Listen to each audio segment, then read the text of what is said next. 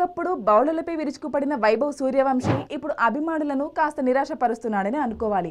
కానీ అదే సమయంలో అతని తమ్ముడు ఆశీర్వాద్ సూర్యవంశీ మాత్రం సంచలన ఇన్నింగ్స్లతో వార్తల్లో నిలుస్తున్నాడు. ఐపీఎల్ 2026 లో పరుగుల వరద పారించి క్రికెట్ ప్రపంచాన్ని ఆశ్చర్యపరిచిన యువ సంచలనం వైభవ్ సూర్యవంశీ ఇటీవల శ్రీలంకలో జరుగుతున్న ఇండియా ఏ ట్రై సిరీస్ లో ఆశించిన స్థాయిలో రాణించలేకపోయాడు. తొలి మ్యాచ్ లో దూకుడుగా ఆడినా పెద్దగా స్కోర్ చేయలేకపోయాడు. తర్వాత మ్యాచ్ లో తక్కువ పరుగులకే పెవిలియన్ చేరడంతో అభిమానులు నిరాశ చెందుతున్నారు.